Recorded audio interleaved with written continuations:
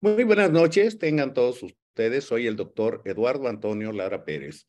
A nombre de la Fraternidad Médica por la Salud, Médicos Unidos por México, les doy la más cordial bienvenida. Este martes 30 de mayo del año 2023. La videoconferencia del día de hoy lleva por título: Los trastornos alimentarios afectan el neurodesarrollo del niño, y va a ser impartido por la licenciada Minerva Refugio Cadena Rodríguez.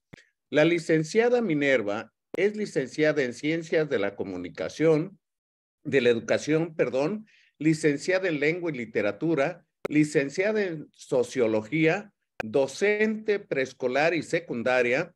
Ha escrito algunos ensayos sobre la educación, ha recibido capacitaciones sobre competencias y habilidades laborales, estrategias para atención psicológica a víctimas de violencia.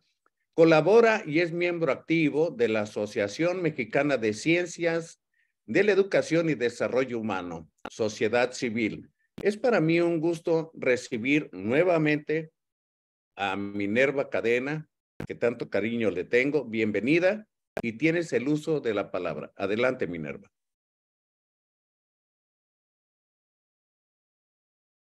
Enciende tu micrófono.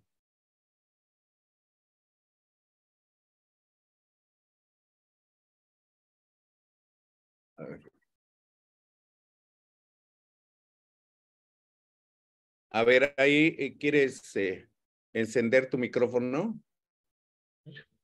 Ya, muchas gracias, Ahí doctora. está. Adelante. Gracias. Bueno, muchas gracias por invitarme. Y ya estamos nuevamente aquí de regreso, de vuelta, para participar en la ponencia que acaba de nombrar el doctor, y agradezco mucho la invitación.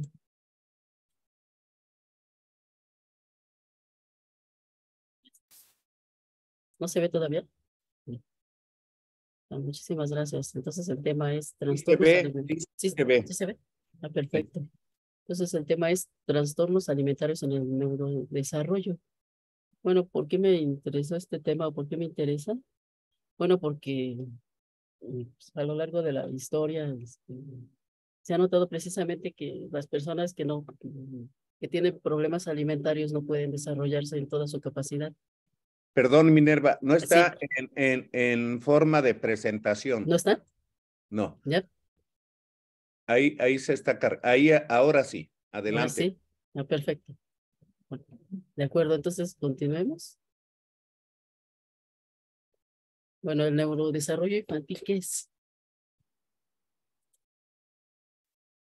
A ver, empezamos. Comienzo. El neurodesarrollo infantil, su seguimiento de manera regular y periódica y la detección precoz de signos de alarma es importante y crucial para lograr el máximo potencial de las capacidades y habilidades de cada ser humano y de la sociedad en su conjunto. Es fundamental conocer las características del neurodesarrollo en las diferentes etapas de la vida del ser humano y sus manifestaciones. Generalmente se da más importancia a las habilidades motoras gruesas. Sin embargo, no son de menor importancia las habilidades motoras finas, sensoriales, de lenguaje y socioemocionales. El neurodesarrollo tiene relación con la genética, el ambiente de estimulación y afectividad en que vive el niño, los cuales influyen decisivamente en la mayor producción de sinapsis neuronales. Se implica a su vez en la mayor intensidad. A ver, aquí es donde no veo bien. Bueno, continuemos con la otra. También influyen en una nutrición de calidad y de lactancia. Esto es clave para el desarrollo y resultados futuros de mejor productividad y calidad de vida. Estudios recientes muestran que los microbios que habitan en el tracto intestinal forman un ecosistema específico influido en cada sistema por factores, tales como el tipo de parto, la edad gestacional, la nutrición y el uso temprano de antibióticos, y tiene relación con varias enfermedades como el autismo, la esquizofrenia, la ansiedad, entre otras. Bueno, por ejemplo, precisamente se han emitido guías prácticas por parte del ISSSTE. Bueno, al convertirte en mamá o papá deberás tener en cuenta las siguientes observaciones. En bebés desde su nacimiento hasta los 3 meses de edad, es necesario observar si el bebé mira a los ojos a su progenitor, Sigue los objetos y personas con la vista, observa su mano o se la lleva a la boca, sostiene su cabeza, succiona el seno materno, gira la cabeza al llamársele o al escuchar ruidos. Si se mantiene seco, calientito y alimentado, dejará de llorar. Y expresa de diferentes maneras su malestar, reconoce las voces de sus padres. Las señales de alarma es si no sigue con la mirada a cualquiera de sus padres, no sostiene la cabeza, no succiona, no responde a los ruidos, no sonríe y mantiene los puños cerrados o no se mueve, entonces son señales de alarma y hay que ir con el especialista. En bebés desde los 3 hasta los 5 meses de edad, hace esfuerzos por alcanzar un objeto con las 2 manos, se lleva las manos a los objetos o a la boca. Inspecciona sus manos, extiende sus brazos para cargarlos, se mueve constantemente brazos y piernas, sostiene su pecho y cabeza en la posición boca abajo. Logra sentarse con ayuda, se gira en su propio eje, se impulsa con las piernas cuando se le coloca en posición de pie y produce o imita sonidos. Y las señales de alarma es todo lo contrario.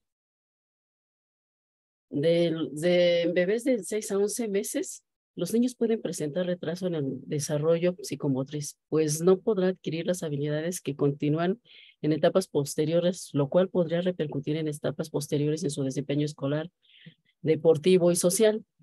En los hitos del desarrollo se pueden separar en 4 áreas funcionales, las que ya les había mencionado: el sistema motor grueso, visión y motricidad fina, audición, habla y lenguaje, social, emocional y conductual. Y comienza a gatear, los niños en esta edad comienzan a gatear, se sostienen sentados con su espalda derecha, imita caras y gestos, aplaude o se siente incómodo con otras personas que no conoce, incluso empieza a llorar cuando se le acerca, ¿no? Es que yo pues ya también lo he vivido. En los primeros años de vida se conforman todas las habilidades cognitivas, motrices, perceptivas y sociocomunicativas que favorecen la correcta y equilibrada adaptación al medio. Esto supone un proceso de interacción entre el organismo y el medio en que se desenvuelve. A partir del año de edad, el niño demuestra su afecto, da sus primeros pasos, identifica personas y objetos por su nombre, o sea que ya los reconoce. Patea y lanza objetos o juguetes, señala partes del cuerpo por su nombre, comienza a alimentarse y tomar líquidos por sí mismo, es decir, que toma el biberón o inclusive el vaso con el que está tomando el líquido. Sube escaleras de un pie tras otro pie, coopera para ponerse o quitarse la ropa, se comunica e identifica a familiares por fotografía. De los 10 a los 3 años, el niño corre, salta, sube y baja el tobogán. También puede tomar una pelota, la puede lanzar. Empieza a imitar trazos sencillos, comprende conceptos como grande y pequeño, agrupa objetos iguales, realiza órdenes con 2 o más 3 indicaciones, utiliza frases de varias palabras para comunicarse, reconoce acciones de los personajes en una imagen, come solo utilizando la cuchara y el tenedor, colabora y comienza a ser autónomo en ponerse y quitarse la ropa. Para lavarse y secarse, juega con muñecos, coches, cocinitas en el caso de las niñas, se imita acciones cotidianas de los adultos. El objetivo del neurodesarrollo infantil es reconocer, anticipar e identificar los posibles riesgos y alteraciones del sistema nervioso que pueden tener un impacto negativo en el desarrollo del niño. También en los niños de 3 a 4 años ya caminan en talones y puntas, se mantienen de pie con un pie, hacen preguntas sobre lo que desconocen. Identifica objetos en su posición como arriba, abajo, alto, bajo. Control de esfínteres. Distingue el día de la noche, identifica colores y algunas figuras. Recoge objetos del suelo, usa frases completas, se interesa por el juego. Sube y baja escaleras alternando ambos pies. Ya relaciona las cosas y objetos con espacios. Por ejemplo, si está en un salón de clases, sabe que en el salón de clases hay pizarrón, que hay sillas. Hace puzzles de 3 o 4 piezas. Bueno, también en niños de 5 a 6 años gusta de jugar con riesgos como trepar, correr, dar vueltas. Dibuja una persona, conoce y copia algunos números y letras. Escribe su nombre. Puede contar hasta 10. Tiene curiosidad de su cuerpo y de los demás. Tiene interés en los libros y cuentos. Controla mejor sus reacciones y comprende los sentimientos de los demás. Y empieza a coleccionar cosas.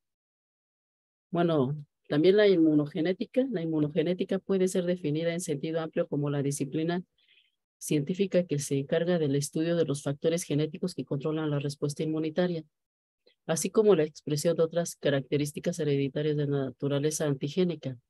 La inmunogenética utiliza técnicas inmunológicas, así todo lo que sucede con la madre y los primeros meses de nacimiento, abre o cierra locos. Aquí el doctor nos puede explicar que tiene que ver con el comportamiento alimentario en ocasiones de por vida.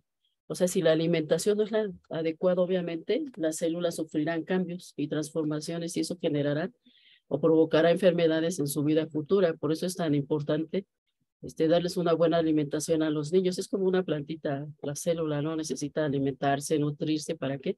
Para que crezca el niño en las mejores condiciones y dé a todos los demás todas sus capacidades y las pueda desarrollar en forma sana.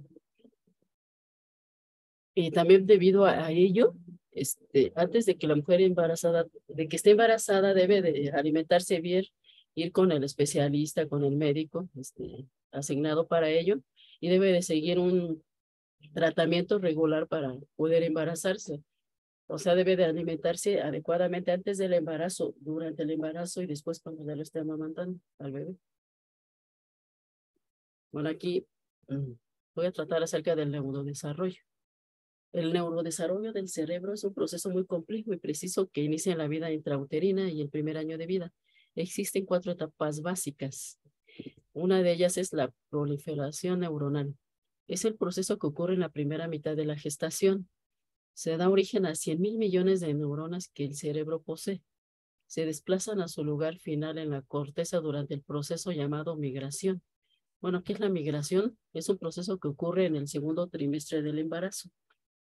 Pueden afectar al feto los medicamentos, infecciones, tóxicos, la desnutrición, el estrés de la mamá. Por eso se recomienda que ella esté en total calma y tranquilidad porque el bebé percibe todo lo que ella siente, lo que piensa y hasta lo que come, no todo lo que se alimenta. Producirse malformaciones en esta etapa también puede suceder eso y son conocidos como trastornos de migración neuronal. En la organización, en esta etapa las neuronas se comunican entre sí y generan grupos de acuerdo a su función. Es un trabajo en equipo. Se da en el 6º mes de gestación y continúa mucho después del nacimiento. Se desarrollan las funciones como el lenguaje, pensamiento, razonamiento, entre otras. Estas funciones tienen influencias de factores externos, ambiente social, familiar y educativo, y en la mielinización se trata de la producción de una sustancia que cubre la línea que conecta las neuronas o el axón. Esa sustancia es la que se encarga de protegerlas y posibilita la transmisión de información por mayor velocidad y eficiencia. Bueno, el desarrollo neurológico del niño es vital para su vida presente y futura, como ya les había comentado. Ante la carencia suficiente de nutrientes esenciales, el cuerpo suele padecer anemia, bulimia, entre otras enfermedades. Bueno, la alimentación y el neurodesarrollo. La alimentación es una de las piezas fundamentales de un sano neurodesarrollo para que nuestro cuerpo funcione de manera adecuada y tenga la energía necesaria para realizar sus funciones básicas.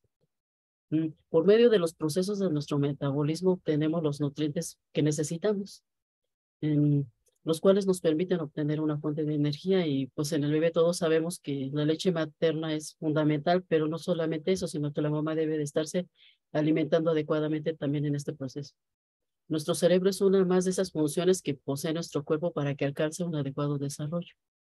Requiere de nutrientes esenciales. Ahora bien, ¿qué sucede cuando un niño no consume los nutrientes esenciales? Bueno, pues se da una desnutrición. Ya hay diferentes tipos de desnutrición de primer grado, segundo y tercero. ¿Y qué es desnutrición? Es la acción y efecto de no consumir alimentos, es decir, una falta relevante de elementos nutritivos. Y existen diversos tipos. La primera es que el niño no sube de peso, se detiene su crecimiento, su tejido adiposo es flácido. El niño pequeño pues llora mucho, seguramente por el hambre que tiene. Niños mayores pues no juegan, su fuerza muscular disminuye o se sienten débiles, cansados. En segundo grado se detiene el peso y la estatura. Los músculos se vuelven flácidos, se siente débil y sin fuerza.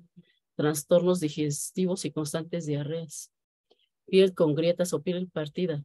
La boca, en la comisura de la boca tiene grietas o manchas de color café rojizo o se le llaman giotes. Y en el tercer grado puede tener 2 presentaciones como marasco, es la falta de crecimiento, es marasmo, falta de crecimiento, alteraciones en la piel, la textura y el color del cabello. falta del desarrollo del tejido muscular y del tejido adiposo, enfermedades diarreicas y bronconeumonía debido a que no está bien alimentado, percibe mucho más el frío, entonces no tiene una buena irrigación sanguínea.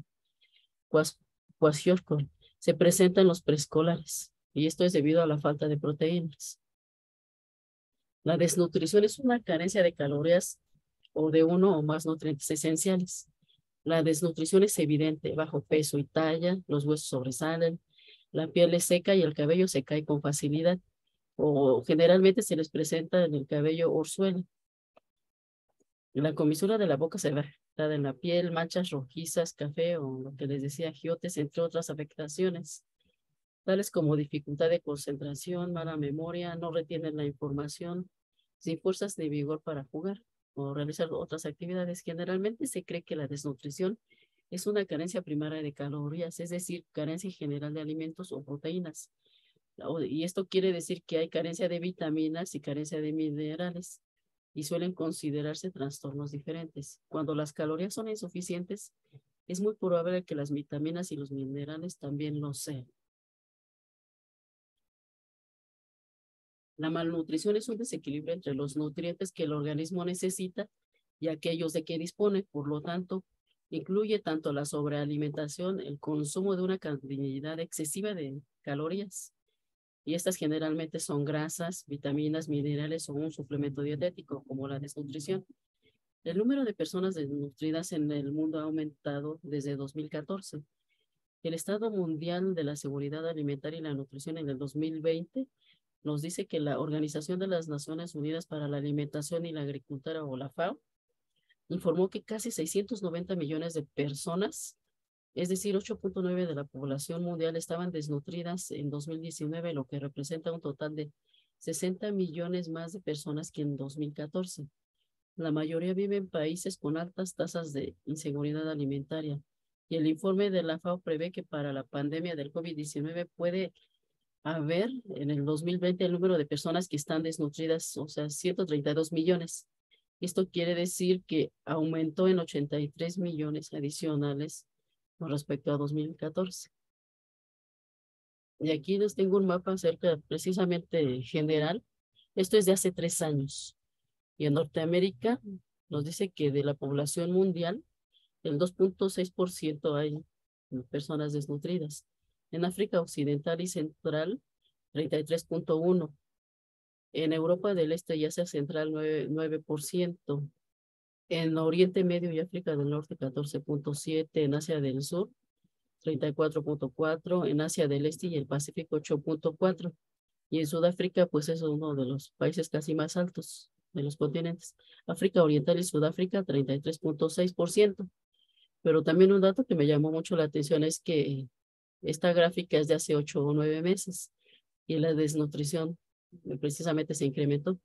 En Norteamérica en 11.6%, en África Oriental y Meridional 42.1%, en Europa del Este y Asia Central 22.5%, en Oriente Medio y África del Norte 32.4%, en América Latina y el Caribe 16.5% cuando estaba en 9%.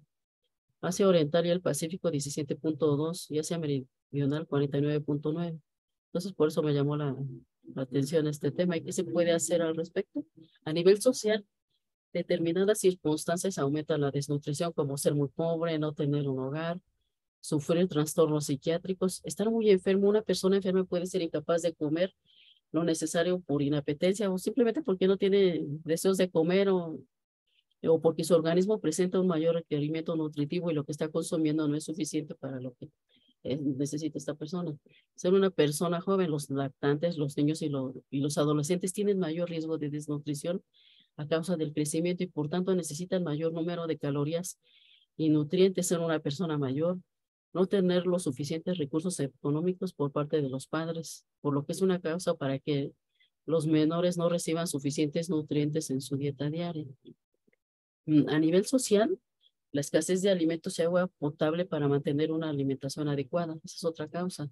Condiciones sociosanitarias poco adecuadas para mantener el estado nutritivo correcto. Escasa variedad en la dieta diaria y muchas veces no aportan los nutrientes que se necesitan. Dificultad de movilidad para conseguir los alimentos debido a que viven en zonas muy apartadas. Reparto económico, pues desequilibrado. Algunos ganan más, algunos menos y eso no alcanza. Bueno, ahora a nivel social igual, ¿cuánto aumentó el salario mínimo en México en 2023? Bueno, el 1 de enero del 2023 se aplica el nuevo salario mínimo, lo que significa que todos los trabajadores del país deben de recibir al menos 207 pesos diarios. Señaló hace una semana, o sea, esto fue el 1 de enero, la secretaria del Trabajo, Luisa María Alcalde. Conforme a lo declarado por las autoridades mexicanas, el salario mínimo de este año se ha incrementado en un 20%. Así pasa de 260 pesos a 312 pesos mexicanos en la zona libre de la frontera norte, mientras que en el resto del país de 172 subió a 207 pesos cada día. Ahora, ¿cuánto vale la canasta básica? Me llamó mucho la atención esto, ¿no? Según las cifras de Coneval, al corte de enero del 2023 para costear los alimentos básicos en zonas rurales de México son necesarios 1,644 pesos mensuales por persona. En las zonas urbanas el monto se incrementa en 2,144 pesos.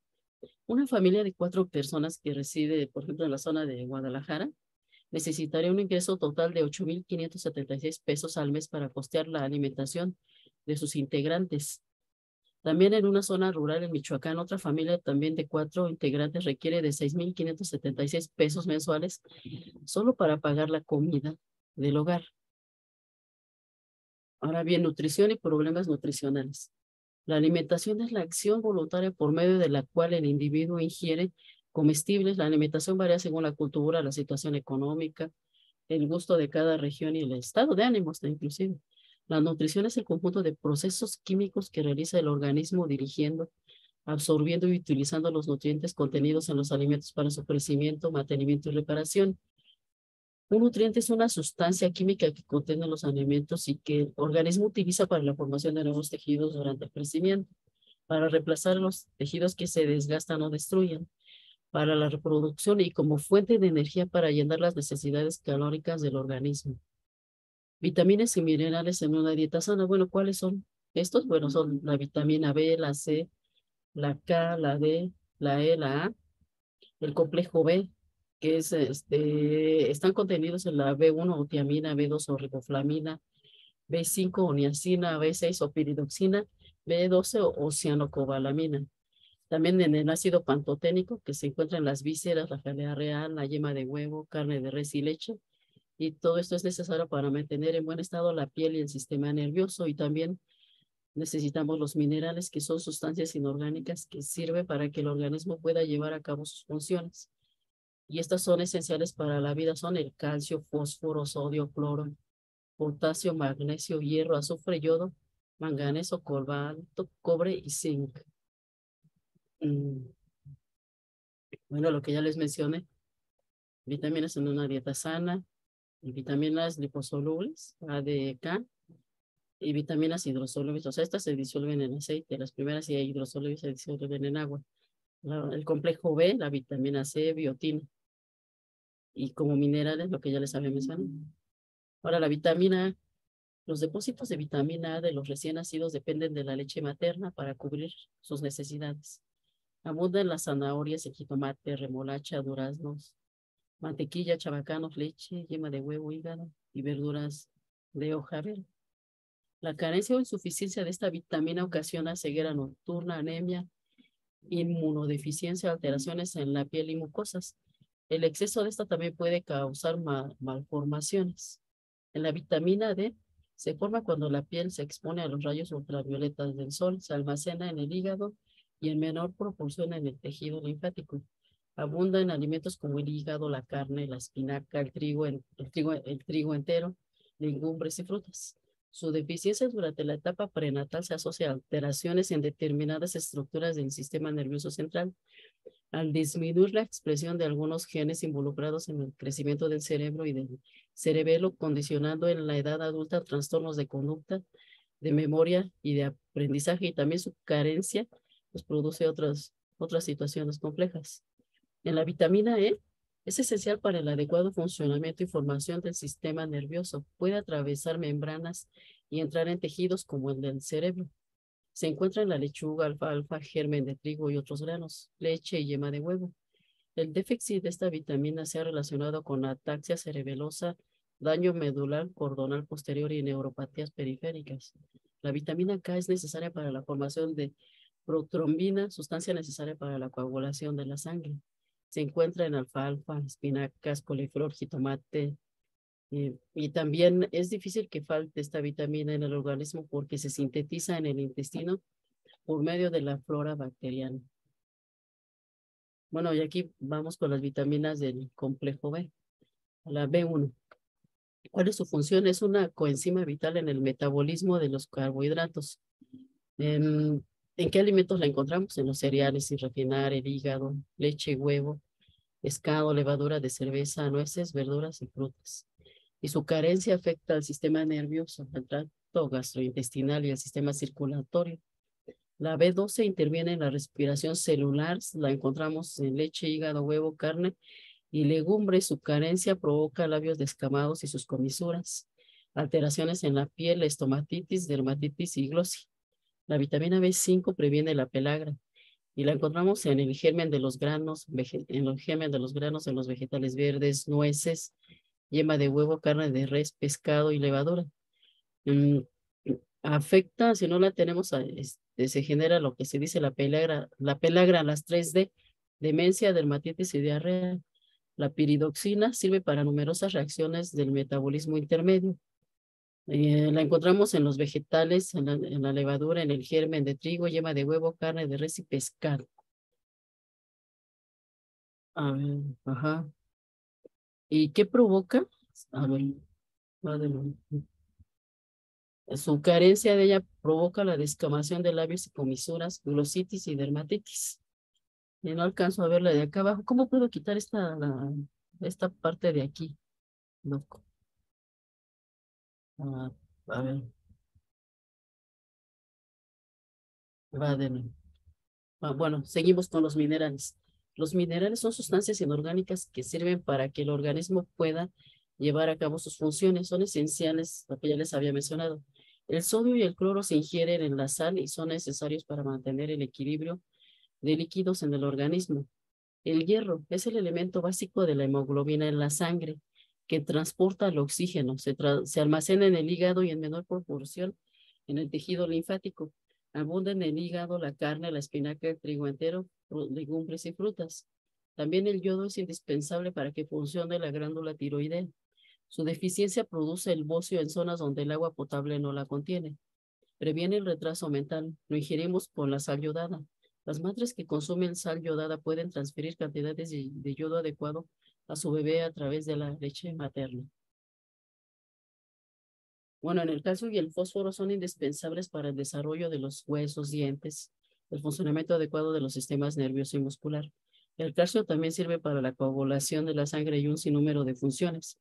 Lo encontramos en la leche, el queso, cereales, yema, huevo, mariscos y vegetales de hojas verdes. También el cobre es importante para la síntesis de la hemoglobina. Se almacena en el hígado y en el vaso. Lo encontramos en los huevos, el trigo, los frijoles, hígado, pescado, la espinaca y el espárrago.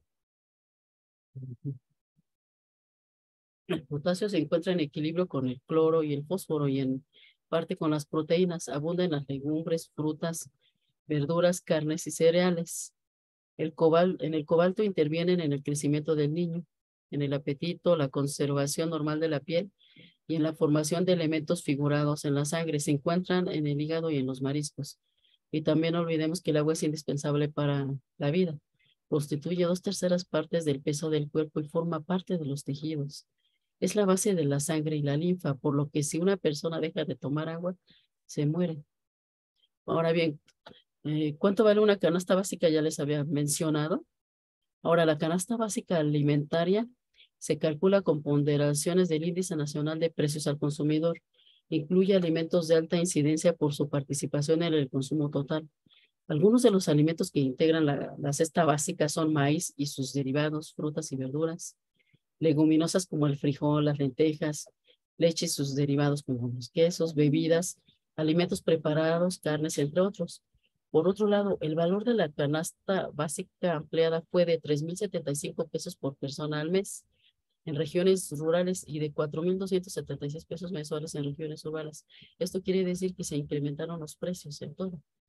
Y esta cesta integra todos los alimentos de la canasta alimentaria y suma otros genéricos no alimentarios como productos para la higiene y el cuidado personal como jabón, shampoo, cremas, papel higiénico, toallas higiénicas, pañales, etcétera, como la vivienda, la ropa, el calzado, servicios públicos como agua potable, luz, teléfono, transporte público, productos y servicios relacionados con la educación y salud, entre otros. Ahora bien, trastornos de la conducta alimentaria. Según el Manual Diagnóstico y Estadístico de los Trastornos Mentales, los trastornos de la conducta alimentaria se caracterizan por una alteración persistente en la alimentación o en el comportamiento relacionado con la alimentación que lleva a una alteración en el consumo o en la absorción de los alimentos y que causa un deterioro significativo en la salud física. Los trastornos de la alimentación son patologías psiquiátricas, pensamientos, sentimientos, estados de ánimo y comportamiento. Los niños y los bebés pueden rechazar el alimento por diferentes razones, incluida la dentición. Siempre se tiene que observar su estado de salud, por ejemplo, si presenta fiebre, alguna infección respiratoria, malestar físico. Entre los trastornos alimenticios tenemos como la anorexia nerviosa, bueno, estos son los problemas que se han presentado, bulimia nerviosa, rumiación, síndrome de pica, obesidad infantil, trastorno de evitación o trastorno por atracones. Ahora veamos cómo, bueno, la etiología de estos trastornos es muy compleja y suelen ser patologías como la depresión y la ansiedad que se deben a múltiples factores de acuerdo con los criterios del Manual Diagnóstico y Estadístico de los Trastornos Mentales.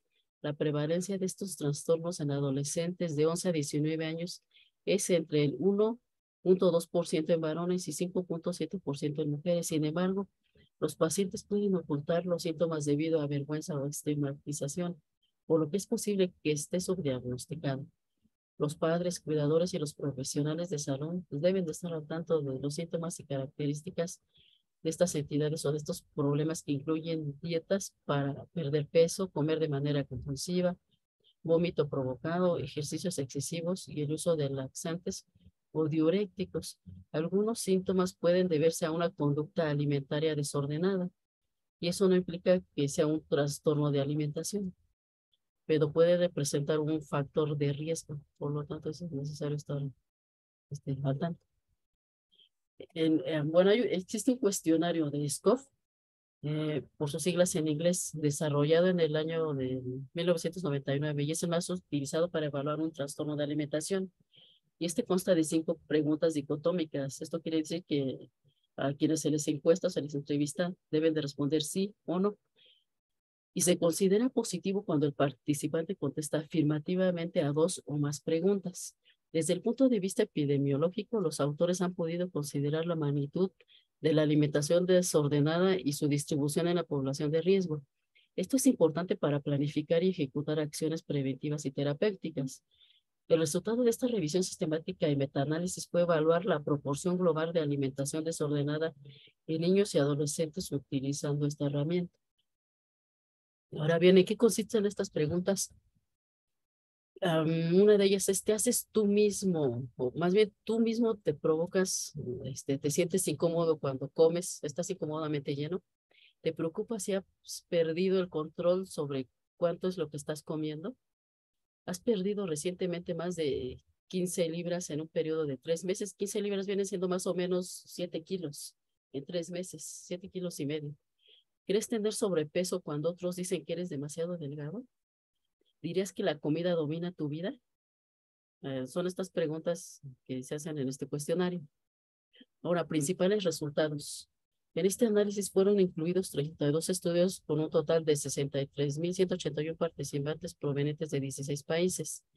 De acuerdo al diseño, 26 estudios fueron de corte transversal, 4 longitudinales, 1 fue un estudio experimental y 1 fue un ensayo aleatorio y controlado. La proporción de participantes de sexo femenino fue de más del 50%. Y la proporción global de niños y adolescentes con alimentación desordenada fue de más del 20%, 22,36%. Las niñas tuvieron una mayor probabilidad de presentar alimentación desordenada en comparación con los niños. Ahora, en los últimos años se ha criticado, bueno, este es un caso, se ha criticado a Barbie por promover una imagen poco realista, por ser demasiado sexualizada y por promover estereotipos de género. Para demostrar este primer punto, en 2011, la estudiante universitaria Galia Slayer hizo una Barbie de tamaño natural para la Semana Nacional de Concientización sobre el Trastorno de Alimentación. ¿Y qué fue lo que resultó? Demostró que sus proporciones son absurdas: 5 pies y 9 pulgadas de alto, con un busto de 36 pulgadas, una cintura de 18 pulgadas y caderas de 33 pulgadas. Esto no solo representa una forma prácticamente inalcanzable, sino que sería profundamente insalubre. En este tamaño, a Barbie le faltarían del 17 a 22% de grasa en todo su cuerpo y no podría menstruar, y esto sería un signo de desnutrición. También la Barbie, bueno, según esta nota periodística, la Barbie no causa trastornos de alimentación, pero sí puede contribuir a un ideal cultural que aumente el riesgo de una imagen corporal negativa. Un estudio realizado en Dietmar y sus colegas expuso a las niñas de 5 a 8 años a imágenes de muñecas Barbie, de muñecas M de talla grande, o sea, muñecas inspiradas en el modelo de talla grande M, o ninguna muñeca, y luego les pidió que realizaran evaluaciones de la imagen corporal. Las niñas expuestas a Barbie reportaron una menor estima en su cuerpo, mm, y un mayor deseo de tener una forma de cuerpo más delgada que las niñas en las otras condiciones. Los autores concluyeron que la exposición a las muñecas puede tener un impacto negativo en la imagen de las niñas en su cuerpo. Bueno, la publicidad influye mucho en la formación de los niños, que aprenden todo lo que se les muestra. Para evitarlo es necesario enseñarles a aceptarse, amarse y quererse tal cual son. Además, cuando intentan adelgazar de maneras poco convenientes, repercute en su salud, en su proceso cognitivo, puesto que su cerebro necesita nutrirse, y este cerebro se sigue desarrollando. Recordemos que cuando un niño nace, un bebé nace, el bebé no nace totalmente desarrollado de su cerebro, sino que se sigue formando, se sigue construyendo. Y por eso es necesario que el niño juegue, que se alimente bien y que tenga una vida sana. Y por eso es tan necesaria la alimentación. También incluye beber líquidos, ejercitarse mediante el juego y diversas actividades que apoyan a su neurodesarrollo, y distintas áreas del cerebro realizan estas interconexiones, por eso se les debe también de dejar jugar. Bueno, la literatura y los niños. La escritora Andrea Izquierdo comenta: el contacto con los libros para niños se puede presentar desde antes de nacer o desde la cuna. No sé si han sabido casos de mamás que se ponen a leerle a su niño, o inclusive le cantan canciones de cuna. Y el niño, cuando ya nace, las recuerda después.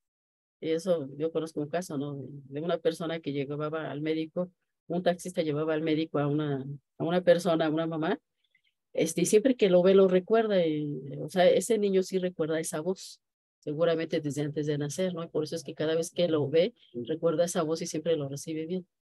Bueno, continuemos, cuando se coloca en las manos del niño su primer libro, o cuando escucha las rimas que por generaciones cantaron madres y abuelas, esto le ayuda a desarrollar todas estas habilidades de las que estamos hablando. Los niños aprenden a partir del lenguaje que escuchan. De ahí que cuando más rico sea el entorno lingüístico, más rico será el desarrollo de su lenguaje. El proceso de apropiación del lenguaje continúa a lo largo de los años de escuela, así que esos años deben estar llenos de las imágenes y un vocabulario excitante que ofrece la literatura para niños. El término literatura podría definirse desde una perspectiva histórica o cultural, desde la óptica de una crítica, de un crítico u otro, o desde uno u otro lector. Como promotoras de lectura entendemos la literatura como la construcción imaginaria de la vida y el pensamiento en formas y estructuras de lenguaje integrados en un conjunto de símbolos que provocan una experiencia estética. Entonces es fundamental al niño, desde que es pequeño, enseñarlo o estimular su hábito por la lectura. Y esto también le ayuda en su desarrollo del cerebro. Bueno, ¿hay que obligar a los niños a leer? Pues obviamente no. Obligar no, y sí se les debe de motivar. Por ejemplo, ponerles una pila de libros de acuerdo a su edad y que lean el que más les llame la atención. Existen estrategias como cuáles: invitarlos a leer, que elijan un libro, una lectura, darles el ejemplo, escuchar audiolibros, compartir con sus compañeros lo que leyeron, proponer un género literario que les guste, por ejemplo, aventuras, dedicar un rato a la lectura. Y también, para realizar estas actividades, el niño necesita asistir a clases, ahora sí que bien alimentado. Bueno, y entre los trastornos alimentarios en los niños está la anorexia nerviosa. ¿En qué consiste? Es la restricción de la ingesta energética en relación a los alimentos. El niño rechaza comer de forma permanente y comienza una pérdida de peso. Tiene también miedo intenso a ganar o perder peso, con un peso significativamente bajo. Influencia impropia de la percepción del peso o la constitución de su cuerpo en la autoevaluación. No reconoce que tiene un bajo nivel de peso. En bebés de 6 meses, su rechazo puede ser ante el cambio de alimentación. Bulimia nerviosa. El niño que come alimentos muy energéticos de manera voraz y luego los devuelve o luego los vomita. Episodios recurrentes de atracones, ingesta superior a la mayoría de las personas, o sea, que come en exceso. Sensación de falta de control sobre lo que está comiendo. Vómito provocado, o sea, él mismo se lo provoca. El uso incorrecto de laxantes, diuréticos u otros medicamentos. El ayuno o el ejercicio excesivo. Suelen ser niños que presentan problemas psicológicos como ansiedad y depresión. La rumiación. Bueno, ¿qué consiste? Es un trastorno que aparece ante problemas afectivos, aunque se descarta algún problema orgánico que impide deglutir. El niño mastica y devuelve la comida para volver otra vez a masticarla. Eso, el trastorno alimentario no se produce exclusivamente en el curso de la anorexia nerviosa, la bulimia nerviosa, el trastorno por atracones o el trastorno de evitación de alimentos. Si los síntomas se producen en el contexto de otro trastorno mental, por ejemplo, discapacidad intelectual o trastorno del neurodesarrollo intelectual u otro trastorno de desarrollo neurológico, son suficientemente graves para justificar atención clínica, y esta atención clínica no es opcional, sino que es urgente. El síndrome de Pica. El niño come sin control cosas que no son alimentos, que son alimentos como tierra, hormigas, pintura, papel, plástico, pegamento durante un periodo mínimo de un mes. Se asocia a presentar desnutrición, autismo o trastornos cognitivos del desarrollo. Si el comportamiento alimentario se produce en el contexto de otro trastorno mental, por ejemplo, discapacidad intelectual, trastorno del desarrollo intelectual, trastorno del espectro autista o esquizofrenia o afectación médica, incluido el embarazo, es suficientemente grave para justificar atención clínica adicional, o sea que es urgente. También obesidad infantil. Es uno de los trastornos alimenticios infantiles más comunes y estas cifras son alarmantes a nivel mundial, pasando de un 0.7% a un 5.6% en las niñas y de un 0.9% en los niños a un 7.8%, según la Organización Mundial de la Salud en el 2018. Las familias tienden a no darle importancia. Los hábitos de alimentación se van creando en la infancia y dependen de la edad, del género, de la genética también, por ejemplo. Niños con padres diabéticos deberían de cuidar su alimentación. Trastorno de evitación o restricción de la ingestión de alimentos. Eh, Aquí se demuestra que es una falta de interés aparente por comer o alimentarse y es una preocupación acerca de las consecuencias repulsivas de la acción de comer que se pone en manifiesto por el fracaso persistente para cumplir las adecuadas necesidades nutritivas o energéticas asociadas a pérdida de peso significativo o fracaso para alcanzar el aumento de peso esperado o deseado en los niños, deficiencia nutritiva significativa, dependencia a la alimentación entera o a suplementos nutritivos. También hay una interferencia importante en el funcionamiento psicosocial. Bueno, es un trastorno alimentario. En este trastorno alimentario no se puede atribuir a una afección médica concurrente o no se explica mejor por otro trastorno mental.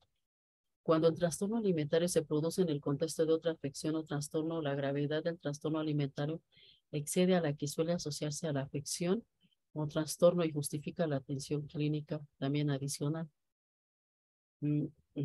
Aquí tengo gráficas de trastorno de evitación o restricción y trastorno por atracón y trastorno por atracones.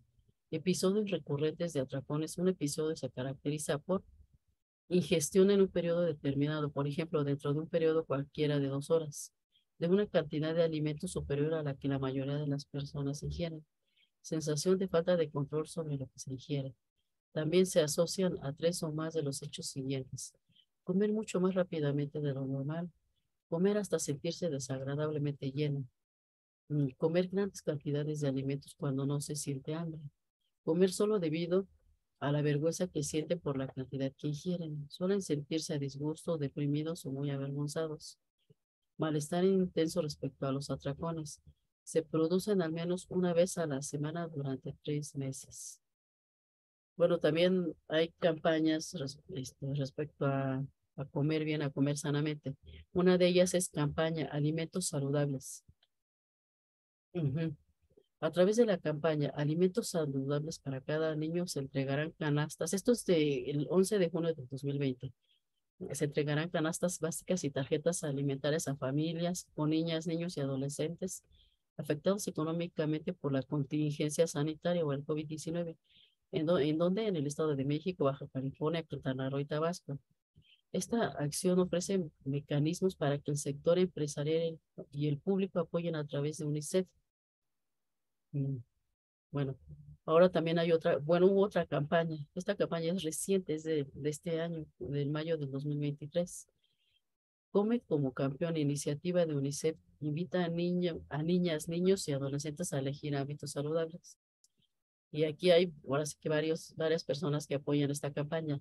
La gimnasta olímpica Alexa Moreno, el patinador artístico Donovan Carrillo, los conductores de 11 niñas y niños y el doctor Mauricio González, doctor Mau, se unen a esta campaña compartiendo sus experiencias y conocimientos en la promoción de hábitos saludables.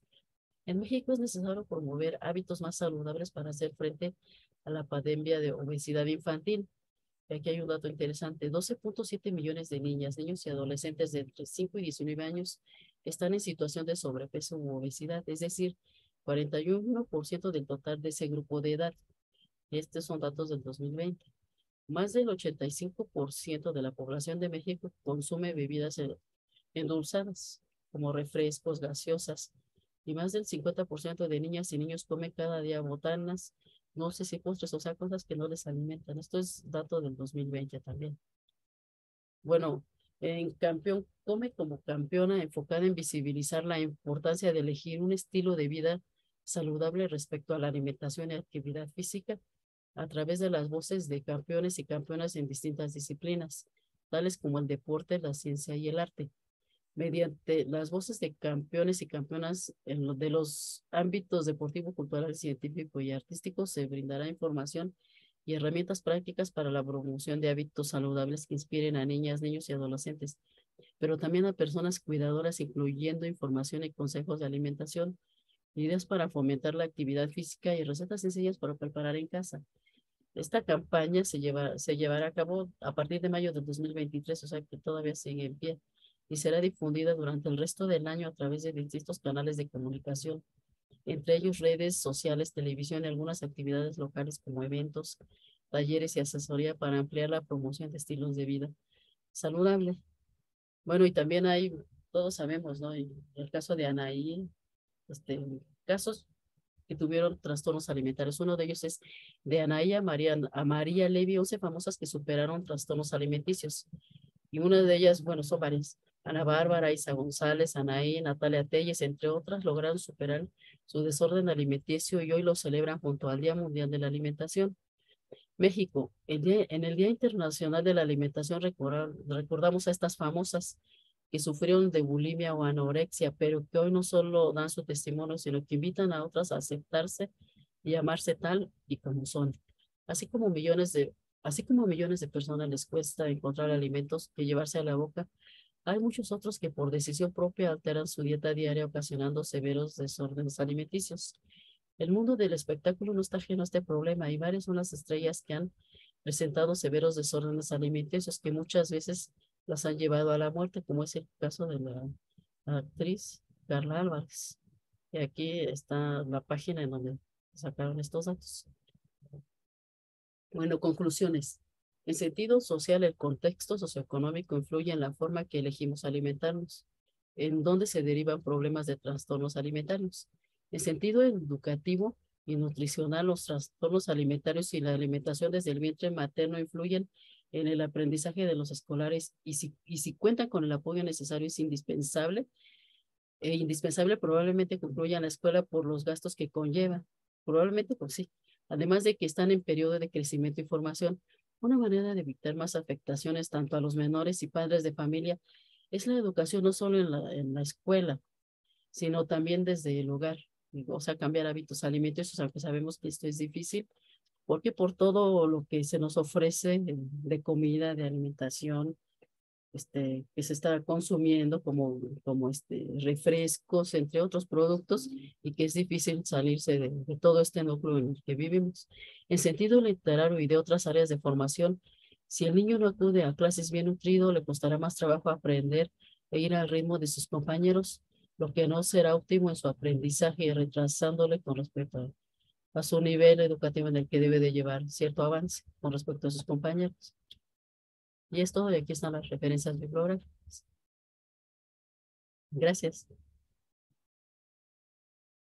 Muy amable, licenciada Cadena. Sí, Un tema por demás. Si nos haces favor de dejar de compartir claro la... que sí. Sí, gracias. ¿Ya?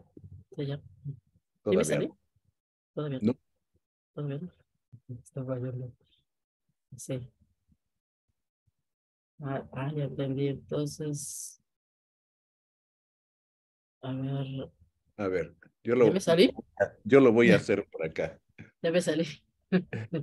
Este, Ya me salí. no, definitivamente que has tocado un tema pues muy polémico, con mucha información, muy amplio, se puede analizar desde muchas perspectivas, desde muchas regiones, desde muchas culturas, a través de la historia, pero yo creo que es innegable, situándonos en México, que la generación de nuestros abuelos, nuestros padres, la actual, los que tenemos hijos, los que ya tenemos nietos, pues vemos que todas las generaciones hay grandes cambios derivados de la alimentación. Y ha cambiado tanto en su evolución que podríamos empezar por decir que el mexicano promedio hace 100 años, pues era alto si medía 1,70. Realmente el mexicano actual, a 100 años de diferencia, que mide 1,70, pues es chaparro, ¿no? Para ser alto hay que medir 1,90 o más. Entonces, eso por decir en 100 años. Pero, por ejemplo, en mi generación, que yo rebaso los 70 años, ¿no? Pues hace 70 años, pues ya era alto el que medía 1,75. Entonces, pues había una gran diferencia comparado con unos años antes, 50 años antes. ¿A qué quiero yo llegar? La alimentación repercute directamente en la talla final, en las condiciones, en la longevidad, en la calidad de vida, en la capacidad o las capacidades que se puedan tener para vivir la vida que tenga que vivir. Pero si vamos todavía más atrás, ¿verdad? Yo diría que el gran cambio nutricional para el género humano fue el conocimiento del fuego. Y me voy a explicar. Hasta antes del conocimiento del fuego no existía el hombre. Existían homínidos, dentro de ellos el Pithecanthropus y todos estos.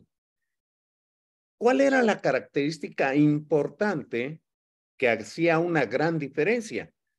El tipo de alimentación. Generalmente los homínidos eran vegetarianos, tenían un gran abdomen, un gran intestino para estar en la digestión de tanto vegetal y tanta fibra, y las capacidades que le daba esa nutrición era para estar fuerte, para soportar inclemencias, para buscar su alimento, pero el cerebro era poco desarrollado. A partir de que se descubre el fuego y se cocina la carne, hay una gran diferencia con la ingesta de proteínas. Se empiezan a ingerir proteína a través del fuego, con la carne ya cocida, y hay un gran cambio evolutivo. Empieza a erguirse mejor el ser humano, empieza a crecer la masa encefálica, empieza a razonar y buscar utensilios para su vida diaria, organización de las sociedades, dejaron de ser errantes para establecerse gracias a la agricultura y la ganadería, etcétera. Entonces, si nos damos cuenta, pues a partir de la alimentación hay un gran cambio evolutivo.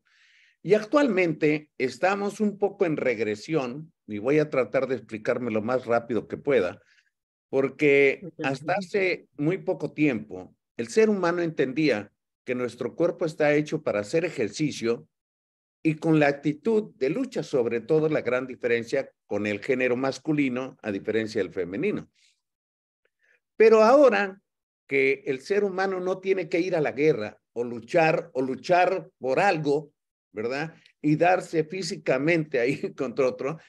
Y además la falta de cultura deportiva que se ha cambiado por tanta pantallita y que se deja de ir al aire libre, a correr, a brincar y a hacer un montón de ejercicio, pues ha dejado a un lado la programación muscular y se ha caído en grandes vicios de snack y comida chatarra y todo eso que se come a cualquier hora y que tienen grandes cantidades de azúcares, en fin, pues en una alimentación en la que ahora tal parece ser que los grandes males que tienen su calidad de vida, la sociedad, el ser humano, son derivados de la nutrición, de la mala nutrición que llevamos, de la falta de ejercicio, que era el complemento de la nutrición. Nosotros teníamos que comer para lo que teníamos que hacer, pero ahora comemos un montón de cosas y no hacemos nada físicamente.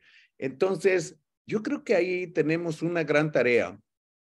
Y me gustó mucho lo que dijiste de la programación de la inmunogenética de la nutrición. Voy a tratar de ahondar un poco más, porque antiguamente había una serie de recomendaciones que les hacían a las embarazadas, al embarazarse, a las mujeres al embarazarse, de que tuvieran un cierto tipo de alimentación y de actividades, algunas sí y otras no, y en eso se basa prácticamente el parto psicoprofiláctico.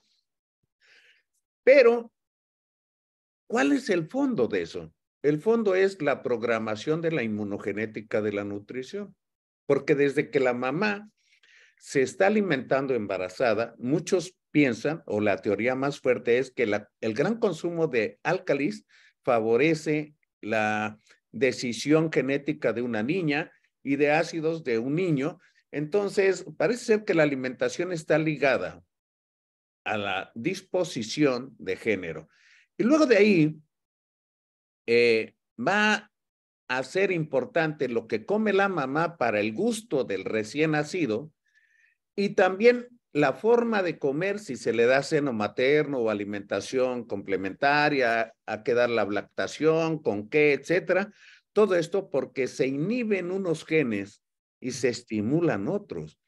Y esa decisión en los primeros 2 años de la vida va a crear una serie de programaciones derivadas de esas aperturas o cierres genéticos de los loci o locus que van a marcar quién va a ser diabético, quién va a ser obeso, quién va a tener hipertensión, etcétera, etcétera, en cuanto empiecen a presentarse los factores desencadenantes. Entonces, me parece una plática muy ambiciosa, me parece una plática de mucha reflexión, pero creo que el, el mensaje, el impacto es que tenemos que volver a lo natural, que tenemos que buscar dejarse de esos alimentos transgénicos y que ahora ya muy modificados. Etc. ¿Por qué no buscamos lo natural, lo orgánico, lo más natural posible? Nos dejamos de estar escuchando tanta publicidad que tanto daño le ha hecho a la humanidad con fines comerciales, por supuesto. Ya no digamos de esas bebidas de cola, que todo mundo reconoce que hacen daño, pero los médicos la toman también. Y entonces no importa que tenga piedras en el riñón, que le produzca daño, etcétera, la siguen tomando. ¿Por qué? Pues como salen unos comerciales padrísimos y le han metido la idea a la gente que es muy padre tomarlo frío, etcétera. Entonces la mercadotecnia ha hecho un gran daño en el impacto de lo que comemos los mexicanos. Y luego tenemos unos 50 años, y no es que a lo mejor más, que hemos cambiado bruscamente en México nuestra forma de comer. Ya no comemos lo que comíamos hace 50 años. Ahora los niños de la generación actual comen comidas que no son mexicanas. Y así podemos empezar con las pizzas, los tacos árabes y un montón de cosas que no son propiamente la alimentación mexicana, simplemente porque no se promueve, no se difunde de sus bondades. Parece mentira, pero en otros países internacionalmente reconocida la cocina mexicana. Y aquí en Veracruz, por ejemplo, si yo voy a un restaurante y le digo que quiero un chilpachole, ni siquiera saben qué es eso.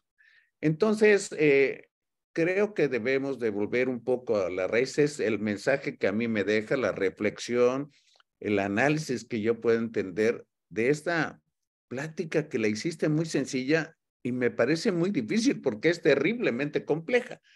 Entonces, no sé si hay felicitaciones. La doctora Araceli Silva de la Ciudad de México dice, muchas gracias, licenciada Minerva. Habló de manera muy completa de un tema complejo. Exactamente está de acuerdo conmigo la doctora Silva. Y la verdad que es un tema que necesita uno ver el video y volverlo a escuchar y volverlo a ver y pensar un poco en todo lo que nos dijiste, porque todo lo que nos dijiste merece una gran reflexión. Y tenemos que hacer algo como si fuese una labor hormiga, empezar con uno mismo, contagiar a otros, los que tenemos junto o cerca, e ir mejorando, así como los granitos de arena, y crear una avalancha. ¿Por qué? Porque casi siempre decimos, no, pues estamos esperando que el gobierno o alguien haga algo, etcétera. No, pues si todos nosotros podemos hacer algo mejorándonos a nosotros mismos con una mejor nutrición, haciendo ejercicio y llevar a cabo algunas de las ideas que creo que no van a pasar de moda. ¿Cuáles son esas? Pues hay que tener un horario de comidas. Hay que comer solamente las comidas, no entre comidas. Y luego, pues ordenarse de comer lo que necesitamos, lo que nos hace bien, lo que es natural, no solamente lo que nos gusta. Y yo creo que con esas reglas básicas a lo mejor podríamos hacer grandes cambios. No sé si tú quieras comentar algo, porque pues ya vamos llegando al final y rematas con un epílogo, un mensaje final. Bueno, gracias. Doctor, es difícil cambiar igual lo que expuse, ¿no? La dieta. ¿Por qué? Porque como decía, ahorita está la mercadotecnia, la publicidad sí influye mucho, pero también nuestra cocina mexicana es difícil renunciar a ella, ¿no? Porque crecimos con eso, como comer pozole, tacos dorados, y la cocina mexicana es muy rica también, ¿no?